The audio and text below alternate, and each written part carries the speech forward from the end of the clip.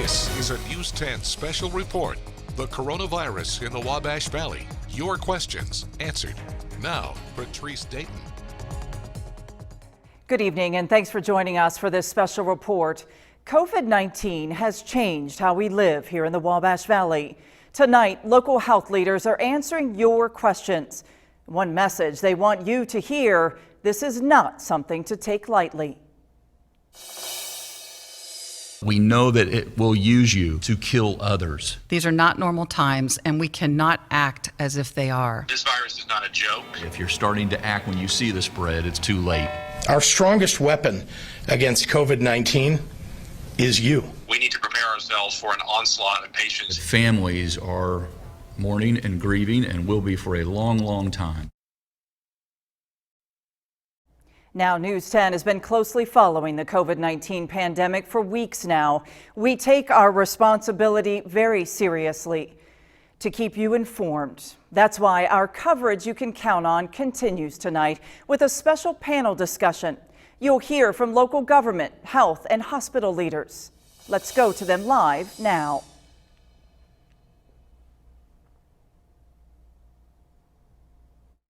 Dr. Darren Bruck, the Vigo County Health Commissioner.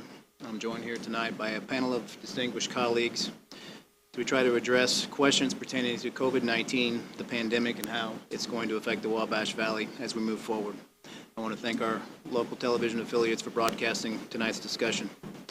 As many of you know, I posted a social media release a few days back, and it seemed to re-energize some apprehension about the virus and its effect on the Wabash Valley, in particular the forecasted influx of critical ill patients that are going to certainly swell and peak in the upcoming weeks here in the Wabash Valley. I immediately got some immediate requests, and I thought, well, I understand my role as a county health commissioner and also as a practicing physician, but I certainly am no COVID-19 expert, nor can I speak to the enormities that have taken place for healthcare delivery preparedness from Regional Hospital and Union Hospital and our outlying communities. We've assembled this panel here tonight to answer as many of those questions as we can. Due to our own attention to social distancing and avoiding gatherings of 10 or more individuals, our panel size is purposefully limited. We would have loved to have had Mayor Duke Bennett, some business leaders, religious leaders in the community, education representatives, just to name a few, but our space is limited. We all have a very good understanding in our own personal desires for the community to get back to our regular lives, to help restore our local economy, our federal economy, our state economy, by returning to work, getting our kids back to schools, and resuming social activities. We all would love to put this terrible ordeal far behind us, but the reality is much different. The influx of illness that is associated with COVID-19 has yet to peak in the Wabash Valley, and there's no greater time than the present, today, right now, to critically examine every aspect of our daily lives, to ensure that we are doing absolutely everything in our power as individuals to limit the spread of the disease. But we have to do this perfectly, and we have to do this now. I've gotten the feeling by speaking to many people that there's some sense in the community that this isn't that bad here, or maybe this thing's going to miss us altogether, and that's far from the truth. There's a wave of sickness that is coming to the valley. It's mounting daily, but we have one variable yet to be determined, and that's the size of that wave. I'm pleading with everyone tonight, as is everyone here, to act together, to come together as one cohesive group to help limit the burden on our lives, our healthcare delivery system, and truly the way that we live our lives in the Wabash Valley. Questions tonight will certainly surround things like treatment options and testing, universal masking, social distancing, our preparedness, and the idea of self-preservation, meaning what can we do at home to protect ourselves and our families from this virus. We hope to answer as many questions as we can tonight. Our overall messaging will undoubtedly reiterate what's been handed down from federal broadcast and state broadcasts, and that's to heighten our sense of awareness, to take this threat with the critical sense of urgency that it demands. COVID-19 is not some theoretical black cloud that will soon darken the skies around us, something that we can see. The virus is here among us, with deaths already starting to occur and ventilators already being occupied. Many more deaths and critical illness is expected in the weeks to come. Positive tests are starting to exponentially increase. We have no choice moving forward to try to downplay the seriousness of this illness. But if we answer the bell to genuinely appreciate the seriousness of this infection as it continues to unfold, and we certainly can make a difference in the overall impact that it will have when it has left us. A few introductions I have with us tonight. Joni Wise, Administrator of Eagle County Health Department. On my left, Dr. Prashant Patel from Union Hospital. Back left, Brendan Kearns, County Commissioner. Back right, Mr. Steve Holman, CEO of Union Hospital. And directly behind me, Nathan Voy, CEO of Regional Hospital. Our moderator tonight is Ms. Kristen Craig. We certainly thank everyone's participation. Thank all of you for joining in and for your questions you've submitted. Ms. Craig. All right, thank you so much.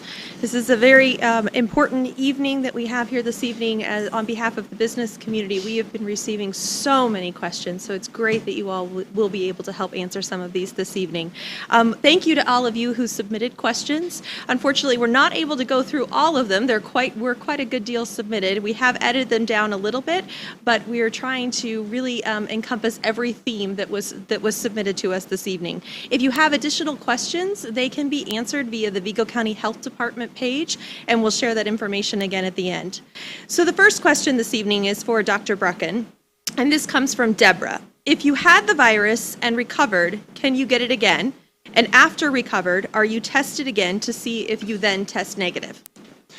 We do not recommend any type of follow-up questioning or testing to see if you will test negative after a period.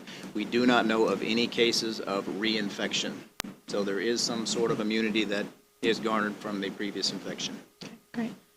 Next question is for Joni. This is Tiffany from Terre Haute.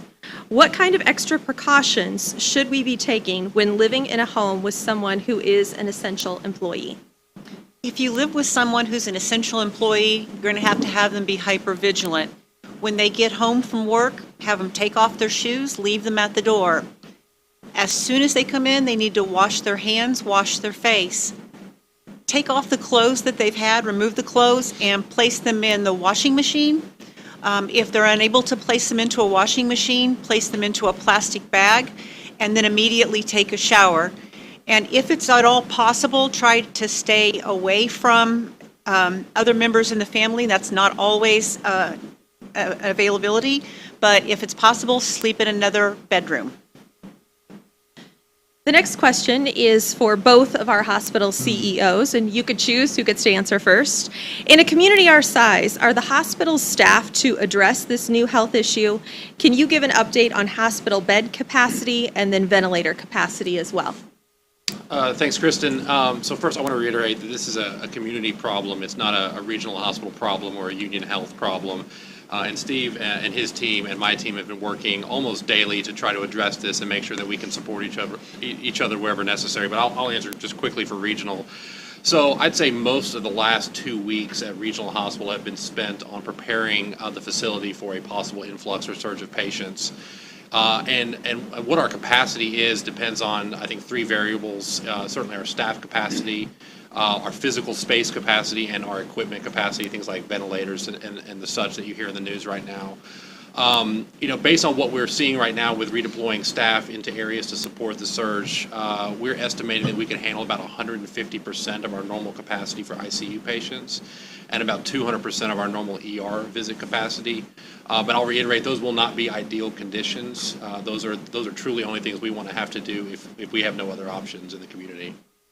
Steve. Thank you, Nathan and Kristen, and I want to reiterate my thank you to the Health Department. They've taken a Wabash Valley lead in this and pulling this together this evening to be able to inform the community and answer questions, alleviate fears and such. Dr. Brucken, thank you for that, Joni.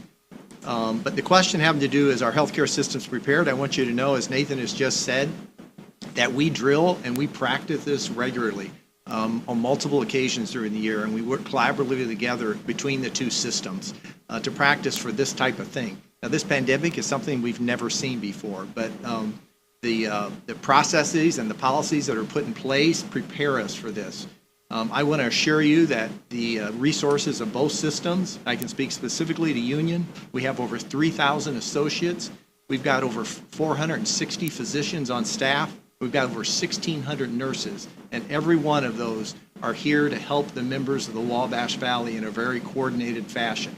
They are healthcare heroes across the organization, from the EMS to the fire department to both hospitals to the clinics that are running, and we're here for the community. I would tell you specifically, the question did go to ventilators and bed capacity. As Nathan had said, we're able to repurpose many of our rooms. We have several hundred that are available. We are currently, I would tell you, normally we would have ICU beds that are around 40. We've been able to double that, and we feel like we have the ventilators, the staff, because a good part of our operation throughout the state with not doing any outpatient surgeries and such, we're able to redeploy that staff into new areas, as I know Nathan is doing also, and training them, having boot camp for them. So we feel confident that we've got the ventilators and approximately 80 ICUs to handle the surge that Dr. Brunken was just talking about.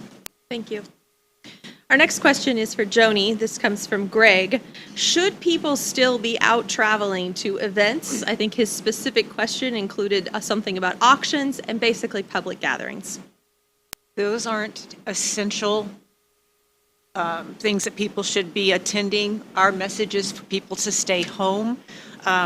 Going to online auctions or participating in online auctions and traveling and congregating, if it's not necessary, don't do it. You don't know if you're contagious, if you're a vector, or anyone around you that might be at these groups might be infected. So please don't go if you don't have to.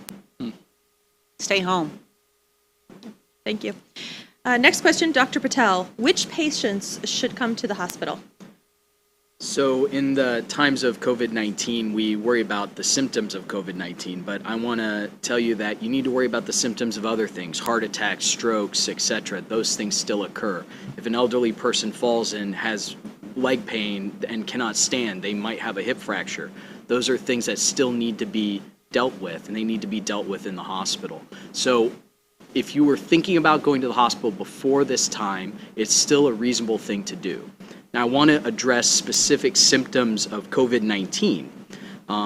Several of them are flu-like, including fevers, a cough, body aches.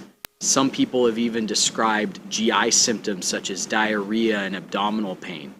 All of those are consistent with COVID-19. They do not mean you need to come to the hospital for COVID-19. I think the best way to think of this is if you have chest pain or you are short of breath, those are reasons to come to the hospital if you think you have COVID-19. Otherwise, 90+% of these cases can be managed at home with conservative therapy, including Tylenol for fever. It's been said that ibuprofen may not be as beneficial, but that's still yet to be seen. Tylenol is a reasonable option. Fluids for hydration and just taking care of your loved ones. And if you're ill, try to wear a mask at home. Kind of as a follow-up to that question as well, Dr. Patel, how is it decided who gets tested and who doesn't? If you are sick enough to be hospitalized, you will be tested at this point. There was a ramp up in testing, and now we have more and more testing available, and our turnaround times are improving. If you are not sick enough to be in the hospital, having a positive test or not having a positive test won't change how you're being managed. Whereas if you're sick enough to be in the hospital, that allows the healthcare system to help position you in the hospital to prevent further spread of the disease. But if you are not sick enough to come to the hospital, typically as of right now, you need not be tested. That could change in the future, but as of right now, you got to be pretty sick to be tested. Dr. Brunken, we'll go back to you here. This question is from Sandra. When can we expect the virus to peak, and how soon can we expect businesses to reopen afterwards? It's interesting that the statistical models really look at the highest taxation on the healthcare delivery system as far as those numbers. So the peak of it is not necessarily the peak of the virus in society, but they look at the number of deaths per day, and they kind of say, hey, this is when the apex of that curve is. The projections are anywhere from April 15th all the way to April 24th. It really depends on who you read. The gist of it is in the next 2 weeks at some point, 2 to 3 weeks. And that's when our influx of patients should be the highest and the number of deaths should be the highest before we see any type of downturn.